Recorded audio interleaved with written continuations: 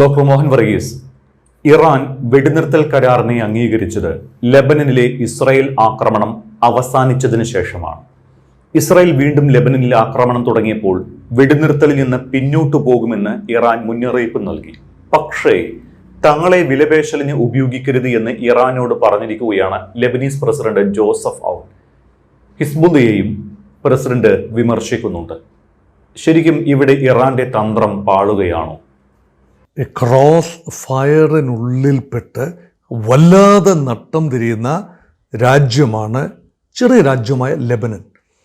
അതിൻ്റെ president Joseph ഔൻ ഗദ്ഗതകണ്ഠനായി പറയുകയാണ്, നിങ്ങളെല്ലാവരും കൂടെ ചേർത്ത് തങ്ങളുടെ മനോഹരമായ രാജ്യത്തെ ഒരു പരുവമാക്കി മാറ്റിയില്ലേ? ഹിസ്ബുള്ള അവിടെ താവളം ഉറപ്പിച്ചിരിക്കുന്നു. അവിടുത്തെ ഭരണത്തിൽ ഒരു ശക്തമായ പങ്കാളിയുമാണ് പലപ്പോഴും മാറിയും മറിഞ്ഞും. അത് മാത്രമല്ല, ലെബനനെ സഹായിക്കാൻ വേണ്ടി അല്ല ഹിസ്ബുള്ള ശ്രമിക്കുന്നത്, മറിച്ച് പാലസ്തീനിയൻ കോസ്റ്റിന് വേണ്ടി ഇസ്രായേലിനെ നിയന്ത്രിക്കാൻ വേണ്ടി ഇറാൻ അവിടെ പ്ലാന്റ് ചെയ്ത ഒരു ഷിയ മിലിഷ്യയാണ് ഹിസ്ബുള്ള. അപ്പോൾ ഹിസ്ബുള്ള അവിടെ ഉണ്ട് എന്ന ഒറ്റ കാരണത്താൽ നിരന്തരം ഇസ്രയേലി അറ്റാക്കിന് വിധേയമാകുന്നു ബെയ്റൂട്ട് നഗരം. ബെയ്റൂട്ടിന് തെക്കൻ പ്രദേശങ്ങളിലാണ് ഹിസ്ബുള്ളയുടെ കേന്ദ്രം. ആ കേന്ദ്രത്തിൽ വലിയ രീതിയിലുള്ള ബങ്കർ ബസ്റ്ററുകൾ പതിച്ചാണ് ഹിസ്ബുള്ളയുടെ തലവൻ ഹസൻ നസറുള്ള കഴിഞ്ഞ വർഷം വധിക്കപ്പെട്ടത്. അതുമാത്രമല്ല, ഇപ്പോഴും ഹിസ്ബുള്ള ഒരു വയബിൾ ഫൈറ്റിംഗ് യൂണിറ്റായി തുടരുകയാണ്. ഇപ്പം അവർ എപ്പോഴും ക്ലെയിം ചെയ്യുന്നത് ഇസ്രയേലിനെ കൃത്യമായ ഇടവേളകളിൽ അറ്റാക്ക് ചെയ്യുകയും നിയന്ത്രിച്ചു നിർത്തുകയും ചെയ്യുന്നത് തങ്ങളാണ്.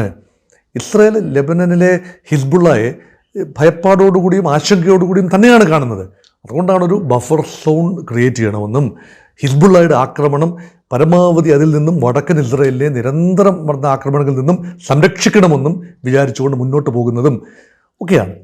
പക്ഷേ ഇത് തങ്ങളുടെ പേരിൽ, ഇപ്പം തങ്ങളെ രക്ഷിക്കാനാണെന്നുള്ള പേരിൽ ഹിസ്ബുള്ളയോ ഹിസ്ബുള്ളയെ തുരത്താനാണ് എന്ന രൂപത്തിൽ ഇസ്രയേലോ തങ്ങളുടെ രാജ്യത്തേക്ക് നടത്തുന്ന നിരന്തരമായ ആക്രമണങ്ങൾക്ക് തങ്ങൾ എന്തു പിഴച്ചു?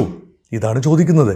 ലെബനീസ് സർക്കാരിന് ലെബനനിൽ നടക്കുന്ന ഇങ്ങനെയുള്ള നീക്കങ്ങളുടെ മേൽ ഒരു നിയന്ത്രണവും ഇല്ലാതെ പോകുന്നു. അതാണ് ലെബനീസ് പ്രസിഡന്റിൻ്റെ ഭാഗത്തുനിന്ന് വന്ന ആ ഒരു പരിഭവം. ഇനി നോക്കൂ, ഇറാൻ ഇതിനെ ഒരു അവസരമായി കാണുന്നു. ഹിസ്ബുള്ളയ്ക്ക് നേരെ ഇസ്രായേൽ ആക്രമണം നടത്തുന്നിടത്തോളം കാലം no peace deal with America. ഇത് ഇറാൻ്റെ നയമാണ്. ഇസ്രായേലിനറിയാം, ലെബനനിലേക്ക് നിരന്തരം ആക്രമണം നടത്തിയാൽ ഇറാൻ വഴങ്ങില്ലെന്നറിയാം, ഇറാൻ അതിനെ എതിർക്കുമെന്നറിയാം. അങ്ങനെയെങ്കിൽ യുദ്ധം തുടർന്ന് കൊണ്ടുപോകാനാക്കുമെന്നറിയാം. ഇതൊരു വളരെ കോംപ്ലിക്കേറ്റഡ് ഇഷ്യൂ ആണ്. നമുക്ക് വേണ്ടത് ഒരു ഹോളിസ്റ്റിക് കോൺസെപ്റ്റ്. ആ പ്രദേശത്തെ നമ്മൾ ഒന്നൊന്നായി എടുത്താൽ ഇത് മനസ്സിലാവില്ല. മൊത്തമായി മധ്യ പൗരസ്ത്യ പ്രദേശത്തെ രാഷ്ട്രീയത്തെ മൊത്തമായി എടുക്കുമ്പോൾ അവിടെ ഒരു ഇസ്രയേലി സ്കീം ഓഫ് തിങ്സ് കാണാം. ആ ഇസ്രയേലി സ്കീം ഓഫ് തിങ്സിൻ്റെ പ്രധാനപ്പെട്ട ഒരു കേന്ദ്രം ലെബനനാണ്. ഇറാനെതിരെ ഒരു ആക്രമണവും ഇസ്രായേൽ നടത്തിയില്ലെങ്കിലും നിരന്തരം ലെബനനിലേക്ക് തുടർന്നും ആക്രമണം നടത്തും. 80കളിൽ ഒരു 10 ഇറാൻ ഇസ്രായേലിൻ്റെ നിയന്ത്രണത്തിലായിരുന്നു ഈ പ്രദേശങ്ങൾ പലതും, ലെബനൻ്റെ പ്രദേശങ്ങൾ പലതും. ലെബനൻ്റെ പ്രദേശങ്ങളിലേക്ക് എപ്പോഴും ആക്രമണം നടത്താനുള്ള ലൈസൻസ് ഇസ്രായേലിനുണ്ട്. ഇസ്രായേലിന് ലൈസൻസ് ഉണ്ടെന്ന് പറഞ്ഞാൽ ആരും അംഗീകരിക്കില്ല ഇസ്രായേലിൻ്റെ ഇങ്ങനെയുള്ള പദ്ധതികളെ. പാശ്ചാത്യ രാജ്യങ്ങളും അംഗീകരിക്കില്ല, യൂറോപ്യൻ രാജ്യങ്ങളും അംഗീകരിക്കില്ല. പക്ഷേ അവരുടെ അംഗീകാരം വേണ്ടല്ലോ ഇസ്രായേലിന്. വലിയട്ടനായ അമേരിക്കയുടെ അംഗീകാരം ഉള്ളിടത്തോളം കാലം ഇസ്രായേൽ എത്ര മ്ലേച്ഛമായ കാര്യം ചെയ്താലും അമേരിക്ക സംരക്ഷിക്കും. മാറി മാറി വരുന്ന അമേരിക്കൻ പ്രസിഡന്റുമാർ തങ്ങളെ സംരക്ഷിക്കും എന്ന ഒരു ആത്മവിശ്വാസത്തിൽ നിന്നുകൊണ്ടാണ് ഇസ്രായേൽ നിരന്തരമായി ആക്രമണം നടത്തുന്നത്. അതുകൊണ്ട് ഇസ്രായേലിൻ്റെ ഏറ്റവും വലിയ പരീക്ഷണശാലയായി മാറിയിരിക്കുന്നു ലെബനൻ. അപ്പം ഇറാൻ ആണ് ആത്യന്തികമായി ഇസ്രായേലിന് വെല്ലുവിളി ഉയർത്തുന്നത്. ലെബനൻ ഒരു വെല്ലുവിളി ഉയർത്തുന്നില്ല. ഹിസ്ബുള്ള വിചാരിച്ചാലൊന്നും ഇസ്രായേലിനെ പൂർണ്ണമായി ഒതുക്കാനാവില്ല, പരാജയപ്പെടുത്താനാവില്ല. ഹമാസ് വിചാരിച്ചാലും പറ്റില്ല. ഹമാസൊക്കെ ഒക്ടോബർ 7, 2023 നടത്തിയ ആക്രമണം ഇസ്രായേൽ ഏത് രൂപത്തിലാണ് പിന്നീട് പ്രത്യാക്രമണത്തിലൂടെ ആ സംവിധാനത്തെ ആകമാനം മാറ്റിമറിച്ചത്? അറബ് രാജ്യങ്ങൾ ഇപ്പോൾ ഇസ്രായേലിനോട് ഏറെ അടുത്ത് നിൽക്കുകയല്ലേ? എന്തുകൊണ്ട്? അറബികളായ ഹമാസ് ജൂതരാഷ്ട്രമായ ഇസ്രായേലിൻ്റെ നിസ്സഹായരായ ആളുകളെ, അത് 1250 പേരോളം അവർ നിരപരാധികളാണ്. അവർ ഒരു രീതിയിലും യുദ്ധത്തിൽ പങ്കെടുത്തവരല്ല. അവർ സമാധാനപരമായ ഒരു പാർട്ടി നയിച്ച ആളുകളാണ്. അല്ലെങ്കിൽ ഒരു നിശാ പാർട്ടിയൊക്കെ സംഗീത വിരുന്നും ഒക്കെ നടക്കുന്ന സമയമാണ്. അവിടെ ആക്രമിച്ചതിനെ ആർക്കും ന്യായീകരിക്കാനാവില്ല. പക്ഷേ അതിന് ലാർജർ കോസ്റ്റ് ഉണ്ട്. അതൊരു അറബി കോസ്റ്റ് കൂടിയാണ്. പലസ്തീനിയൻ കോസ്റ്റ് എന്ന് പറയുന്നത് പലസ്തീൻ്റെ മാത്രം കോസ്റ്റ് അല്ലല്ലോ, ഒരു അറബി കോസ്റ്റാണ്. കാരണം പലസ്തീനിയൻ അറബികളാണ്. പക്ഷേ അറബികൾ ഇപ്പോൾ പാലസ്തീൻ വിഷയം മിണ്ടുന്നതേയില്ല. ഒരു അറബ് രാജ്യവും പാലസ്തീൻ വിഷയം കഴിഞ്ഞ 2-3 വർഷമായി മിണ്ടിയിട്ടില്ല. ഇപ്പോഴെല്ലാം തന്നെ അറബ് രാജ്യങ്ങൾ ഒന്നൊന്നായി അമേരിക്കയുടെ പ്രേരണയാൽ വീണ്ടും അബ്രഹാമിക കരാറുകൾ പൊടി തട്ടിയെടുക്കുകയാണ്. Ultimate scheme of America and Trump is to make almost all Arab countries have deal with Israel. Israel അംഗീകരിക്കുകയും ഇസ്രായേലുമായി ഒന്നൊന്നായി എല്ലാ അറബ് രാജ്യങ്ങളും ഡീലിലെത്തുന്നത് വരെ ഈ പ്രക്രിയ തുടരും. ഇത് വ്യക്തമായി ഇസ്രായേലിനും അറിയാം. ഉണ്ട്, ലെബനൻ അറബ് രാജ്യമാണ്, തൊട്ടടുത്ത ജോർദാൻ അറബ് രാജ്യമാണ്, സൗദി അറേബ്യ വലിയ അറബ് രാജ്യമാണ്, ഇറാഖ് അറബ് രാജ്യമാണ്, GCC മേഖലയിലെ മറ്റ് രാജ്യങ്ങൾ UAE, ഖത്തർ, ബഹ്റൈൻ, എല്ലാം ഒമാൻ ഒക്കെ അറബ് രാജ്യങ്ങളാണ്. നോർത്ത് ആഫ്രിക്കയിലെ രാജ്യങ്ങൾ അറബ് രാജ്യങ്ങളാണ്. Egypt, Algeria, Morocco, Tunisia, Sudan ഒക്കെ അറബ് രാജ്യങ്ങളാണ്. ഇവരെല്ലാം തന്നെ ഇപ്പം 4 ഒപ്പിട്ടിട്ടുള്ളൂ. മറ്റ് അറബ് രാജ്യങ്ങൾ 30ഓളം അറബ് രാജ്യങ്ങൾ എല്ലാം ഇസ്രയേലുമായി കരാർ ഒപ്പിട്ടാലും പ്രശ്നം അവിടെ ഉണ്ടാവും. ഇറാൻ നോൺ അറബ് രാജ്യമാണ്. ഇസ്രയേലി സ്കീം ഓഫ് തിങ്സിൽ ഇപ്പോഴത്തെ നിലയിൽ ഇപ്പോഴത്തെ ഭരണകൂടം ഈ രൂപത്തിൽ പോയാൽ ഒരിക്കൽ പോലും അവിടെ അറബ് മേഖലയിൽ സമാധാനമുണ്ടാവില്ല. ഇസ്രയേൽ നിരന്തരം ഇറാനുമായിട്ടും ഇറാൻ്റെ പ്രോക്സീസുമായിട്ടും കൊമ്പ് കോർത്തുകൊണ്ടേയിരിക്കും. അവരുടെ ചോദ്യം, ഇതാരുടെ ആവശ്യം? ഇത് അമേരിക്കയുടെ ആവശ്യമല്ലേ? ഇപ്പോൾ സമാധാനം വേണമെന്നൊക്കെ അമേരിക്ക പറയുന്നു. ഈ അമേരിക്കൻ പ്രസിഡന്റ് ഇസ്രായേൽ പ്രധാനമന്ത്രിയെ ശാസിക്കുന്നു, ഇടയ്ക്ക് കുളം കലക്കാൻ ശ്രമിക്കുന്നതിന് ശാസിക്കുന്നു. പക്ഷേ ഉള്ളിൻ്റെ ഉള്ളിൽ അമേരിക്കൻ ഡീപ് സ്റ്റേറ്റിൻ്റെ താല്പര്യമല്ലേ പരിപൂർണമായ അശാന്തി അവിടെ ഉണ്ടാവണം. പൂർണ്ണശാന്തി ഉണ്ടാവരുത്. ഇറാൻ എക്കാലത്തും in one form or the other ത്രട്ടായി നിൽക്കണം. ഇസ്രയേലെ ത്രട്ടായി അറബ് രാജ്യങ്ങൾ കാണരുത്. എന്തൊരു മനോഹരമായ സ്കീമാണ്. മനോഹരം എന്ന് പറയുന്നത് ക്വാളിറ്റേറ്റീവ്ലി അല്ല കേട്ടോ, അമേരിക്കയുടെ ഡീപ് സ്റ്റേറ്റ് ചിന്തയിലെ ഒരു മനോഹരമായ ചിന്ത. ഈ ചിന്തയാണ് ലോകത്ത് അസമാധാനം വിതയ്ക്കുന്നത്.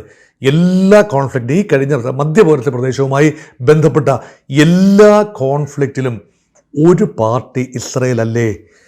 നിഷ്പക്ഷമായി ചിന്തിച്ചു നോക്കൂ. ഇസ്രയേൽ വേണമെങ്കിൽ പറയാൻ ഞങ്ങളുടെ നിലനിൽപ്പിൻ്റെ വിഷയമാണ്.